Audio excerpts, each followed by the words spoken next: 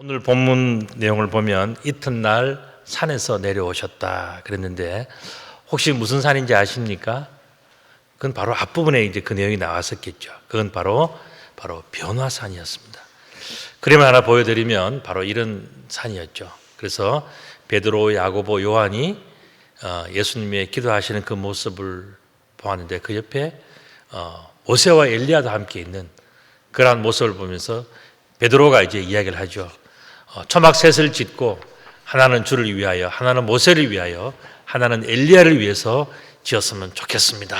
이제 했던 바로 그 산이 이 산입니다. 그래서 오늘 그 내용들을 보면 이제 쭉 내용이 나오고 있고요. 그다음에 오늘 본문에 이제 보면은 이튿날 바로 그 산, 그 변화산에서 이제 내려오시니 큰 무리가 맞을새 무리 중에 한 사람이 소리질러 이르되 선생님 청컨대 내 아들을 돌보아 주옵소서. 이는 내 외아들입니다 하는 그런 내용이에요. 여러분들 이 좀 짧은 본문이지만 이 내용을 볼 때 그 아버지의 그 마음, 아들이 귀신이 들린 거예요.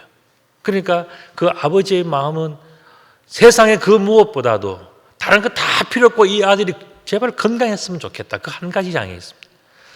바로 그 마음을 이제 아버지는 이야기를 하면서 특별히 자기의 대를 이어갈 하나밖에 없는 외아들이다 하는 것을 이야기하면서 이 아들이 낳았으면 정말 좋겠습니다. 그 이야기를 하는 겁니다. 그런데 내용을 보면은 귀신이 그를 잡아 갑자기 부르짖게 하고 경련을 일으켜 거품을 흘리게 하며 몹시 상하게 하고야 겨우 떠나갑니다. 이야기를 했어요. 그러니까 귀신이라는 존재가 이 아들을 완전히 가지고 놀고 딱 하다가 이 아들이 지치고 쓰러져서 더 이상 아무것도 할 수 없는 그 모습을 보면 귀신은 웃으면서 이제 떠나간다는 거예요. 그때 그 아버지의 마음, 아버지의 지친 모습 여러분들 느껴지십니까? 얼마나 힘들었겠습니까? 하나밖에 없는 아들, 그 아들이 큰 소리를 부르짖고 침을 흘리고 거품을 흘리면서 또 정말 너무너무 상해서 몰골이 엉망이 되어버린 그 아들을 볼 때 그 아버지의 마음이 얼마나 아프겠습니까? 오늘 내용을 보면 귀신이 아들을 괴롭혔다 이렇게 이야기했는데 크게 세 가지예요. 크게 갑자기 부르짖게 하고 거품을 흘리고 몹시 상하였다 그랬습니다. 당신의 제자들에게 이 문제를 해결해 주고 그 귀신을 내어 쫓아주기를 아주 간구했지만은 그들이 능치 못합디다. 쫓아내지를 못합디다. 그렇게 이야기했을 때 예수님께서 이 사람에게 이야기를 합니다. 믿음이 없고 패역한 세대여, 내가 얼마나 너희와 함께 있으며 너희에게 참으리요. 내 아들을 이리로 데리고 오라 말씀하시고 예수님께서는 이 귀신 들린 아들을 고쳐주시는 겁니다. 그런데 이 오늘 본문의 말씀 보면 정말 지치고 힘들고 어려운 그 아버지에게 또 그 주변에 있는 제자들 또 함께 이 아들을 위해서 낫기를 바랐던 많은 동네 사람들이 있었지 않겠습니까? 그런데 그 모든 사람들을 놓고 예수님께서는 말씀을 하셨어요. 믿음이 없다 이야기를 하셨어요. 믿음이 없다라고 하는 것은 무슨 뜻이냐면은 피스토스라는 뜻이에요. 헬라어로. 여러분들 피스토스라는 말은 뭐냐면은 믿음이 있다라는 뜻이에요. 근데 앞에 전치사 아가 붙으면은 뭐냐면은 반대 의미가 되는 거예요. unfaithful, faithless. 그러니까 믿음이 없는 거예요. 믿음이 있어야 되고 믿음이 소중한데 믿음이 없는 그 모습, 그걸 가지고 예수님께서는 믿음이 없다라고 오히려 꾸짖어 책망을 하셨단 말이죠. 또한 패역했다, 패역하다. 이 말씀은 뭐냐면은 디아스트레포라고 하는 그런 단어. 디아라고 하는 저거는 뭐냐면 둘이라는 뜻이에요. 그 다음에 스트레포라고 하는 것은 이제 뒤로 갈라지는 그 모습을 얘기해요. 둘로 갈라진다는 거예요. 디아스트레포. 그러면 이거는 뭐냐면은 아주 처음에 하나로 이렇게 나가야 되는데 완전 갈라진 거예요. 이 단어가 언제 쓰여졌냐 하면은 이 폐역하다는 단어는요, 이스라엘 백성들이 여호와 하나님을 한 분만을 섬겨야 되는데 나중에 가서 다른 신을 섬길 때 여호와께서 이 이스라엘 백성들이 폐역하다라고 야단칠 때 썼던 바로 그 용어예요. 하나를 섬기고 하나에 집중하고 한 길로 가야 되는데 그렇게 하지 않고 두 길로 갈라지고 자기 마음대로 가서 뿔뿔이 다 해서 턴 어사이드 한 거예요. 전부 다 자기 갈 길로 다 갔을 때 그때 그 모습을 보시고 하나님은 뭐냐? 이 백성이 패역하다 이렇게 말씀하신 거예요. 예수님께서 믿음이 없고 패역한 그들에게 정말 하고 싶었던 말씀은 무엇이었을까? 예수께서 대답하여 이르시되 믿음이 없고 패역한 세대에 내가 얼마나 너희와 함께 했으며 너희에게 참겠느냐? 예수님께서는 이 말씀을 하고 싶었던 거예요. 그리고 내 아들을 데리고 오라 말씀하십니다. 여기서 내가 얼마나 너희와 함께 있으며 너희에게 참으리요 하는 이 말씀은 결국 무슨 뜻입니까? 이제 곧 너희들과 함께 나는 있지 않을 것이다. 그 말은 또 다른 의미는 뭡니까? 나는 이제 곧 아버지 하나님께로 간다. 그 이야기를 하신 거예요. 여러분들 이 말씀 속에는 어떤 의미가 있습니까? 천지 창조부터 하나님과 함께 하신 그 예수 그리스도는 인간의 몸으로 이 땅에 오셨는데 이제는 더 이상 있지 않고 아버지께로 간다는 겁니다. 그렇기 때문에 가기 전에 내가 여기서 해야 될 일들이 있고 또 가기 전에서 내가 보고 느끼는 것들이 많다. 그 말씀을 하시면서 나는 하나님과 원래부터 하나였다. 이걸 말씀하시는 겁니다. 요한복음 1장 1절부터 3절에 보면은 태초에부터 계신 그 하나님에 대해서 또 그 예수님에 대해서 잘 설명하고 있어요. 태초에 말씀이 계시니라. 이 말씀이 하나님과 함께 계셨으니 이 말씀은 곧 하나님이시라. 그가 태초에 하나님과 함께 계셨고 만물이 그로 말미암아 지은 바 되었으니 지은 것이 하나도 그가 없이는 된 것이 없느니라. 이렇게 말씀하셨죠. 하나님과 예수 그리스도 성령은 삼위 트레스 페르소나 세 개의 위격이 서로 다르지만은 원래는 하나의 본체다. 그래서 삼위일체를 이야기하시는 겁니다. 자, 오늘 이 말씀을 하시면서 예수님은 아주 중요한 내용을 말씀하셨. 나는 원래부터 하나님과 함께 계셨고 하나님으로부터 보냄을 받아서 이 땅에 왔지만 이제는 곧 내가 다시 아버지께로 간다라고 하는 그 표현을 예수님께서 하신 것입니다. 자, 아까 말씀드린 것처럼 예수님께서는 사람들에게 믿음이 없는 사람들이다. 너희들은 믿음이 없다. 너희들은 패역하다. 그 말씀도 하셨는데 그렇다면 가시기 전에 이렇게 어떻게 보면 참 마음에 부담스러운 이야기들을 예수님은 직설적으로 하셨지 않습니까? 그렇다면 예수님께서 이렇게 패역하다 말씀을 하셨는데 그렇게 평가를 받은 그 사람들의 그러한 모습은 도대체 어떠했길래 무엇 때문에 패역하다는 평가를 받았을까 궁금합니다. 내용을 보면 하나님과 아버지와 예수님이 처음부터 하나라는 것을 믿지 않았기 때문에 예수님은 사람들에게 패역하다. 왜 너희 마음이 둘로 갈라지느냐? 하나다. 하나님과 예수 그리스도는 한 분이라는 것을 왜 믿지를 못하느냐? 그것을 말씀하시면서 예수님은 바로 그렇게 갈라진 마음, 이것이 바로 패역하는 모습이다 말씀하셨어요. 자, 그렇다면 다시 한번 이 말씀을 바꿔서 표현해보면 그렇다면 예수님께서 강조하신 좋은 믿음, 그 믿음이라는 것은 도대체 무엇인가? 그 믿음의 핵심은 그 하나님과 예수 그리스도는 하나다. 이것을 믿는 것이 진정한 믿음이다. 하나님께서 이 땅에 보내서 인간의 몸으로 이 땅에 오신 예수 그리스도와 그 다음에 그를 보내신 하나님은 하나님이시다. 그래서 예수님을 보면서 하나님을 믿는 것, 이게 바로 진정한 믿음이라는 거예요.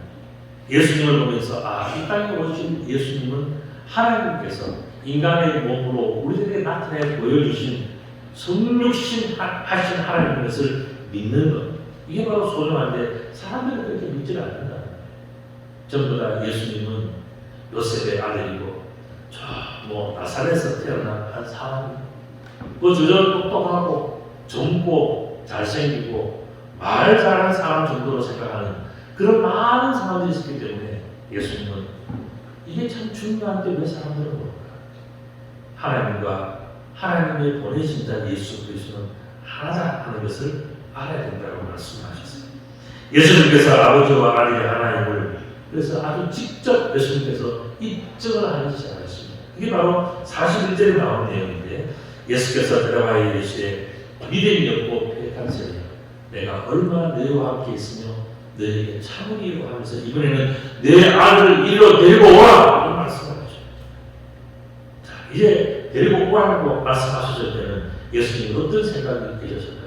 내가 그것을 입증해서 내가 하나님과 하나님이고 하나님께서 나를 보내셨고 하나님 이 모든 것을 내가 다 입증하여서 예수님과 하나님은 하나라는 것을 내가 입증해 보여주기 위해서 예수님을 오라 하시는 겁니다. 이 세상에서 귀신으로부터 고통당하고 있는 어떤 아들을 예수님께서 오라 하셔서 이제 모든 보는 사람들 앞에서 그 보는 사람들이 어떤 사람들이라고요? 믿음이 없고 패역한 사람.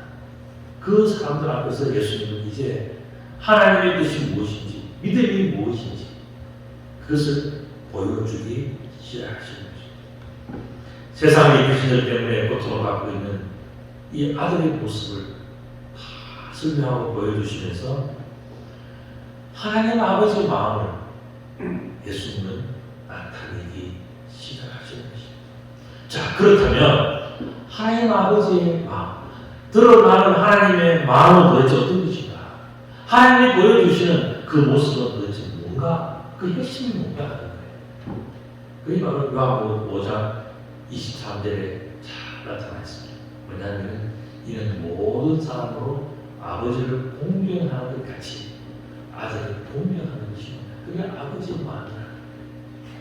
지금 우리가 어떻습니까? 내용을 보면 귀신 들린 한 아이의 이야기를 하고 있어요. 그러면서 지금 예수님은 그 아이를 보면서 무엇을 생각하고 있냐면 예수님을 이 땅에 보내신 하나님의 마음을 생각합니다. 그 하나님의 마음은 뭐냐? 모든 사람들이 하나님 아버지를 공경하는 것 같이 하나님께서 보내신 예수님을 공경하는 것, 하나님의 아들이신 예수님을 공경하는 것, 이게 뭐냐? 아버지의 마음이라는 거예요. 그런데 세상은 그렇게 되지 않아요. 세상은 하나님을 공경하지도 않고 예수님을 공경하지도 않아요. 왜 그런가? 그 이유를 설명하는데 그게 뭐냐? 귀신 때문이겠다. 귀신은 하나님을 공경하는 것이나 예수님을 공경하는 것을 가장 싫어하는 존재예요. 사람의 겉으로 다 그것을 다 싫어해요. 그런데 그 사람의 속을 지배하는 존재가 있다는 거예요. 그게 뭐냐? 성령이냐? 그게 귀신이냐? 그래서 예수님은 바로 그것을 설명하시면서 오늘 사람들 앞에서 서신 거예요. 그리고 그 아들을 데려오라. 귀신 들린 그 아들을 데려오라. 하시고 난 다음에 올 때에 귀신이 그를 부러뜨리고 심한 경고를 일으키는 모습을 예수님도 보았고 모든 사람들이 다 보았습니다. 자, 모든 사람들이 궁금해하는데 도대체 이를 어떻게 될 것인가? 예수님은 지금 데리고 오라 하셨고 또 귀신은 그에 대해서 아주 반박하고 발작을 하면서 어떻게 합니까? 거꾸로 때리고 심한 경계를 일으키면서 그래 한번 해보자. 나는 절대로 하나님과 그의 보내신 아들 예수 그리스도를 공경하지 못한다. 난리가 나는데 여러분 같으면 이 결론이 어떻게 될 것 같습니까? 이러한 귀신의 반항과 발작에 대해서 예수님은 어떻게 하셨을까요? 42절 가운데 보면 예수께서 더러운 귀신을 끊으시고 아이를 그 자리에서 즉시 낫게 하사 그 아버지에게 도로 주셨다. 그 모습을 보는 순간에 많은 사람들이 전부 다 하나님의 위엄에 놀랍다는 것으로 보는 내용이죠. 예수님은 귀신 들린 아이를 치유하는 모습을 보면서 무엇을 나타내 보여주셨을까? 그것은 하나님 아버지께서 그의 아들을 십자가의 대속의 제물로 못 박아서 죽게 하시고 그 예수 그리스도가 십자가에 못 박혀 돌아가신 지 3일 만에 그 죽음에서 다시 살아나시는 그 모습, 그 부활의 모습을 보여주시는 모습이 저는 바로 오늘 이 본문이라고 생각합니다. 저는 오늘 이 본문을 여러 번 묵상을 했습니다. 왜냐하면 굉장히 어려운 본문이에요. 이 본문의 뜻이 무엇일까? 저도 굉장히 이 말씀의 그러한 진리를 찾아서 묵상을 하고 또 묵상을 해보니까 제가 깨달은 본문은 바로 이 내용이었어요. 하나님께서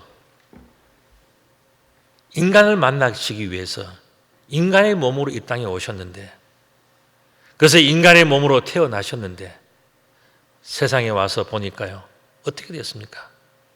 세상은 미친 세상이었어요. 하나님을 공경하지도 않고 하나님의 말씀은 다 한쪽 귀로도 한쪽 귀로 흘리고, 심지어 하나님의 아들 예수 그리스도를 십자가에 못 박아 죽여야 된다고 하는 사람이 왜 그렇게 많았는지,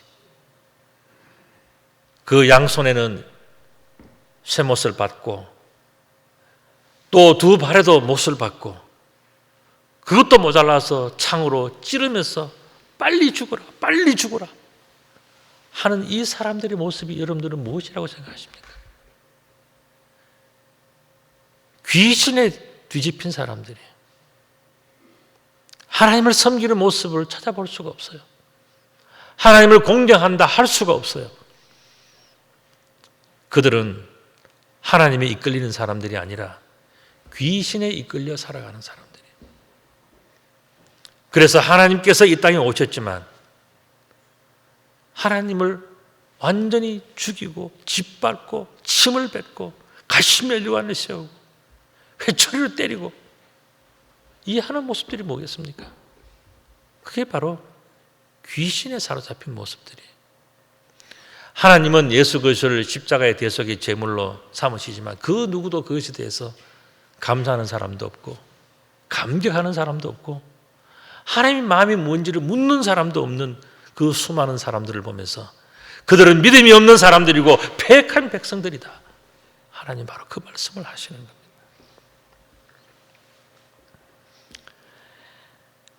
이것이 바로 하나님의 마음인데, 십자가에 못 박혀 돌아가신 그 예수 그리스도, 모든 사람들은 끝났다. 예수님을 찍고 난 다음에 사람들은 뭐라 그랬습니까? 우리가 이겼다, 승리했다, 예수를 십자가에 못 박았다. 사울이 그렇게 기뻐했지 않습니까? 그런데 어떻게 됐습니까? 3일이 지고 난 다음에 예수님이 죽으면서 살아나셨어요. 그렇게 꽁꽁 묶어놓은 그 돌 무덤에서 예수님께서 문을 열고 부활하셨어요. 한두 사람이 아니었습니다. 부활하신 모습을 많은 사람들, 많은 지역에 다 보여주시면서 하나님이 살아계시는 것과 하나님이 우리와 함께 하시는 것, 하나님이 예수님과 함께 하시는 그 모습을 보여줬을 때 그때 비로소 사람들이 깨달았어요. 아, 예수님과 함께 하시는 분은 여호와 하나님 그분이시구나 하는 것을 깨달았단 말이죠. 그 모습을 보여주시면서 모든 사람들이 살아났을 때 그제서 비로소 하나님의 위엄이 살아나, 죽은 자를 살리신 하나님의 위엄이 그때 드러난 거예요. 예수님께서 십자가에 못 박혀 돌아가시고 난 다음에 부활하셨을 때에 그때의 진정으로 하나님의 위엄이 드러나게 된 거예요. 이것이 바로 진정한 하나님의 위엄이었습니다. 여러분들, 위엄이라고 하는 이 단어는 조금 어려운 단어예요. 메갈레이 오테스라고 하는 헬라어입니다. 이거는 영어로 한다면 majesty, mighty power라는 뜻이에요. 아주 거룩하고 장엄하고 위대하고, 그래서 그 한계가 굉장히 넓어서 어마어마한 것, 이게 뭐냐? 위엄이라는 뜻이에요. 메갈레이 오테스라고 하는 그런 뜻입니다. 여러분들, 이 세상 그 누구도, 그 어떠한 종교도, 어떠한 조직도 죽은 사람을 3일 만에 부활시킨 그런 존재는 역사상 예수 그리스도 위에는 하나도 없습니다. 그렇기 때문에 하나님이 위대하시고 하나님이 거룩하시고, 그렇기 때문에 우리가 하나님을 믿어야 되는 이유가 바로 여기에 있는 거예요. 우리가 예수 그리스도를 믿어야 되는 이유는요, 바로 여기에 있는 거예요. 죽은 자를 살리시는 하나님.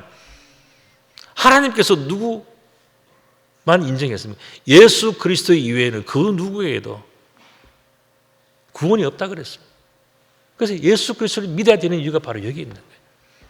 예수 그리스도를 살리신 거룩한 위엄, 그 놀라운 위엄이 오늘 우리 가운데 함께하고 있다는 것을 말씀하시면서 예수님은 그 미친 아들, 귀신 들린 그 아들을 통해서 하나씩 하나씩 풀어가고 계시는 것입니다. 그들이 다 그 행하시는 모든 일을 놀랍게 여길세 예수께서 제자들에게 이르시되 이 말을 너희 귀에 담아두라. 인자가 장차 사람들의 손에 넘겨지리라. 이제 곧 십자가의 사건이 있을 것이고 부활의 사건이 있을 것인데 너희들은 지금 이 말을 마음에 잘 새겨 두어라. 지금은 너희들이 무슨 말인지 모를 거다. 내가 아무리 부활을 설명해도 부활을 이해하지 못할 거다. 그러나 이 말을 잘 마음에 두고 있으면 이 말이 뭡니까?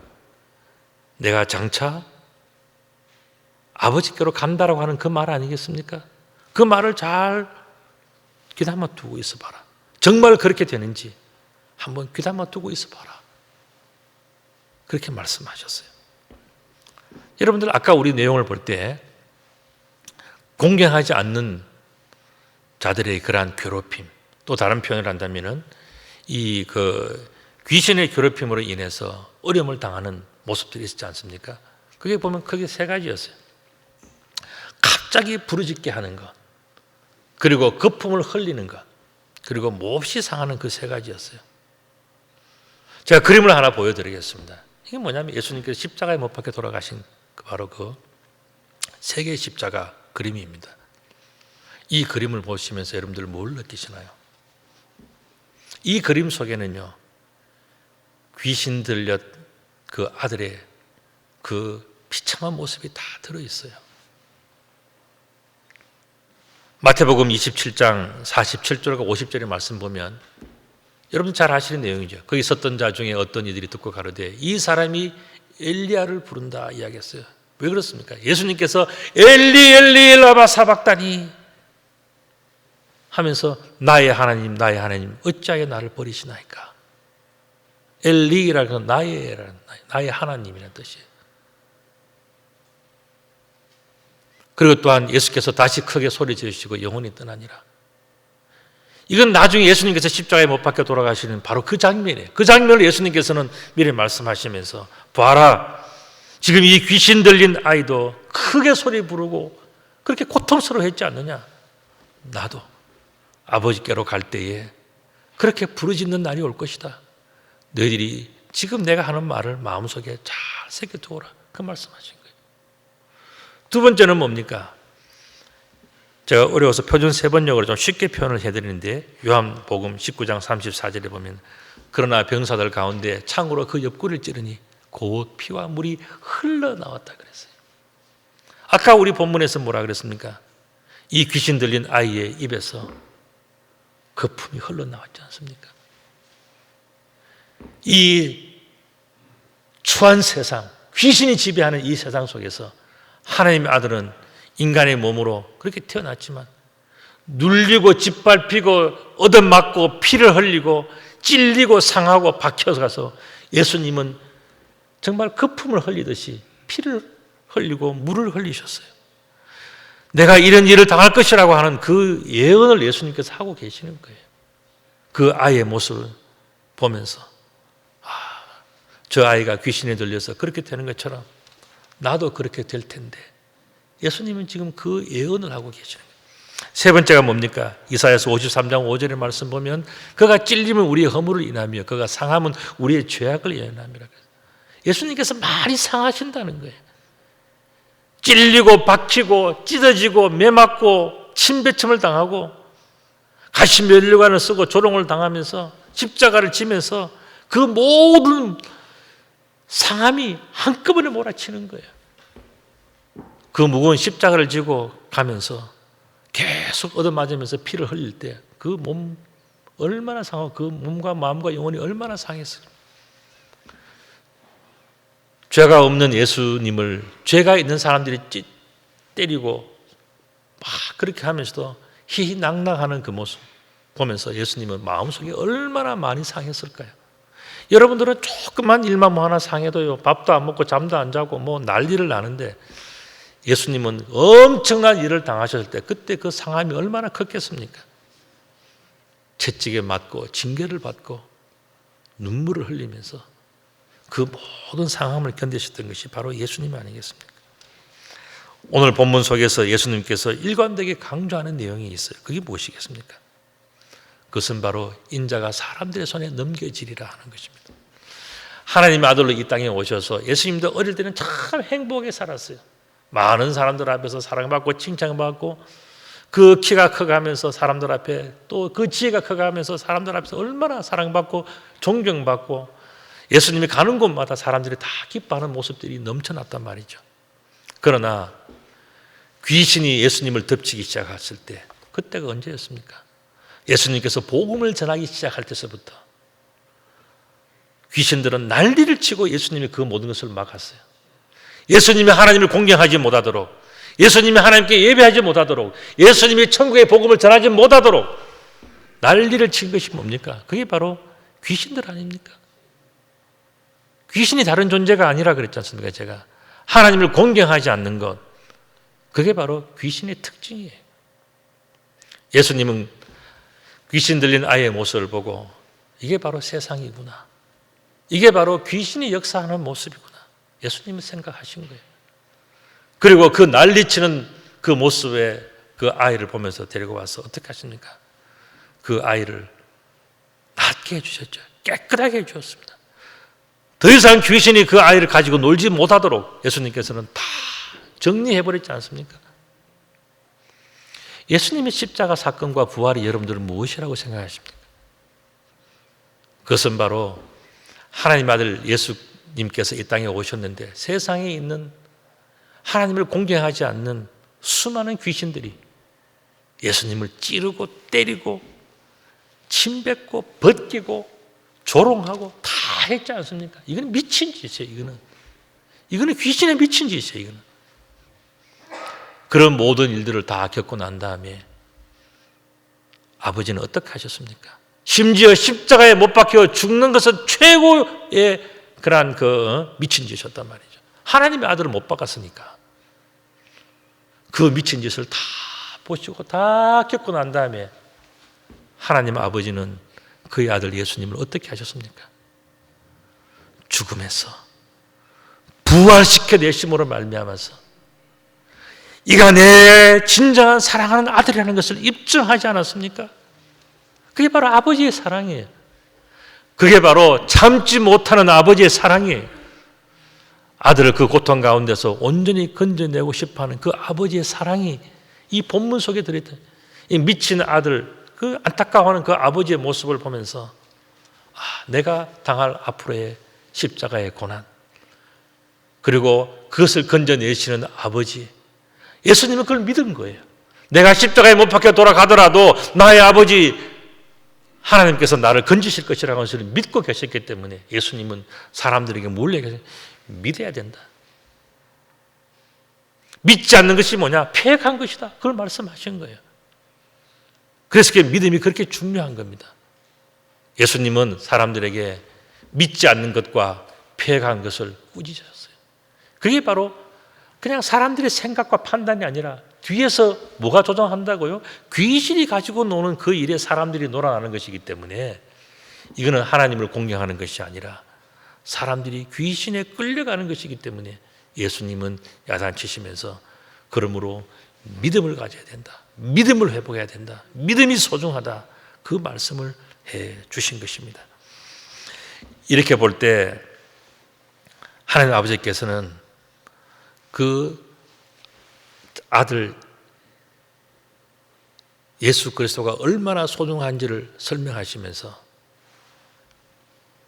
그 귀신 들렸던 그 아들, 그 동네의 그 아들, 그 어떤 아버지의 아들을 고쳐주시면서 자, 예수님이 그 아들을 치유하시는 그 모습을 보여주시면서 하늘에 계시는 여호와 아버지 하나님이 오늘 이 세상에서 모든 사람들이 귀신을 들려서 예수님을 십자가에 못 박고 조롱하고 침뱉고 때리고 찢고 찔리고 온갖 일을 다 하는 그 모습을 다 지켜보시면서도 아버지의 마음은 뭐냐?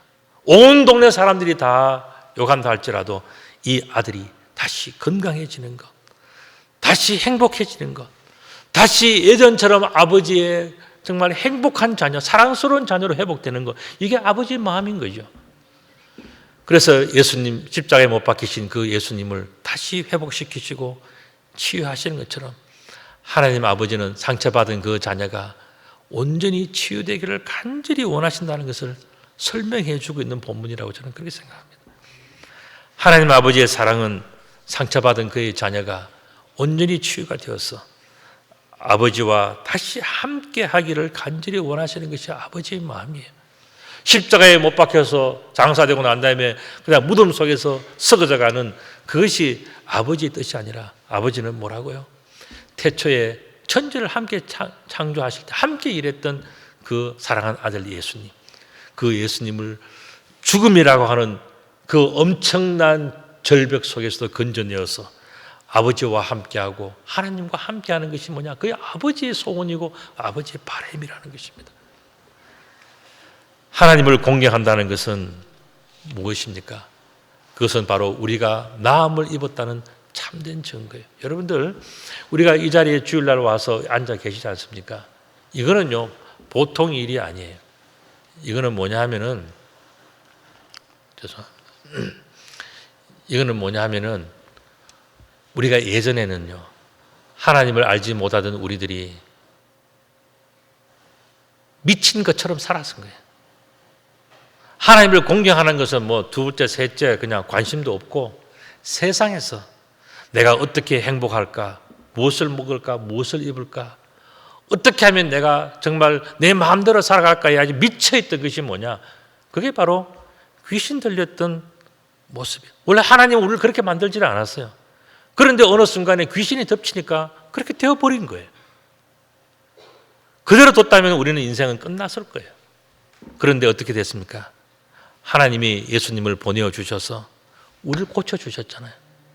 그래서 이제는 뭐냐? 우리 존재가 뭐냐면은 귀신으로부터 해방된 존재, 귀신에 들렸다가 나음을 입은 존재가 뭐냐? 바로 저와 여러분들의 존재란 말이죠. 그렇기 때문에 우리의 인생은 참 감사가 넘치는 존재예요. 예수님을 믿는다는 그 자체가, 하나님을 믿는다고 하는 그 자체가 얼마나 큰 축복인 줄 몰라요.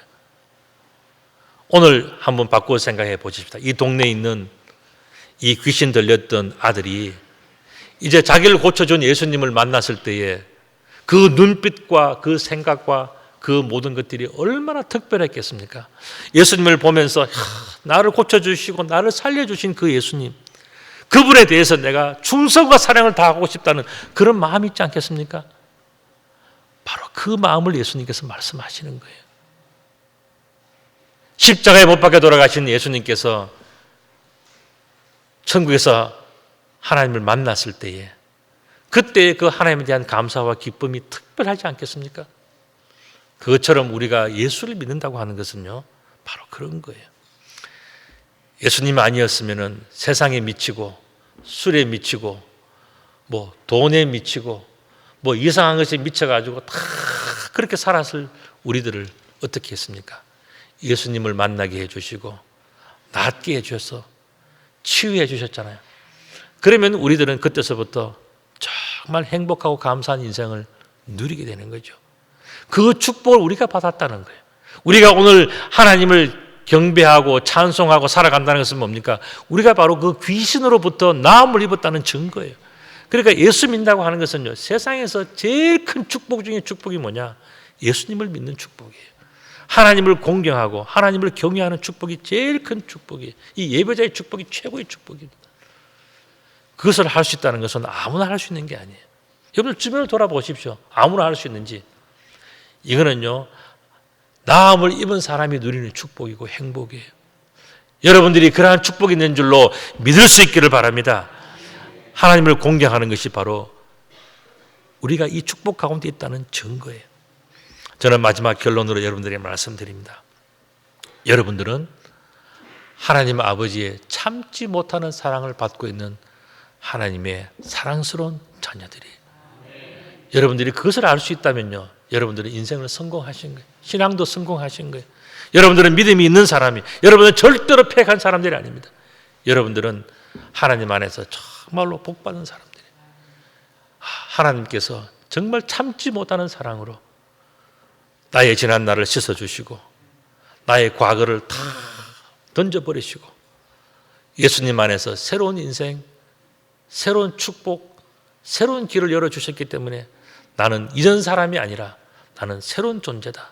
나는 새로운 자녀다. 나는 하나님의 거룩한 자녀다. 나는 거듭난 자녀이고 나는 다시 태어난 자녀라고 믿는 그 사람은요, 세상에서 제일 똑똑한 사람이고 제일 지혜로운 사람이고 제일 행복한 사람이에요. 그와 같은 복받은 삶을 살아가시는 귀한 성도님들 다 되시기를 우리 주님의 이름으로 축복합니다. 아멘. 걸어가신 아버지 하나님 참 감사합니다. 귀신 들렸던 한 아이를 고쳐주시면서 하나님의 사랑이 얼마나 큰가를 다시 한번 깨달아 알게 하신 것을 감사를 드립니다. 우리가 이 큰 사랑을 받았사오니 예수님이 받던 그 사랑을 저희들도 받았사오니 이제는 항상 감사하며 항상 기뻐하며 살아갈 수 있도록 축복하여 주옵소서. 우리 주님 예수 그리스도의 이름으로 기도드리옵나이다. 아멘.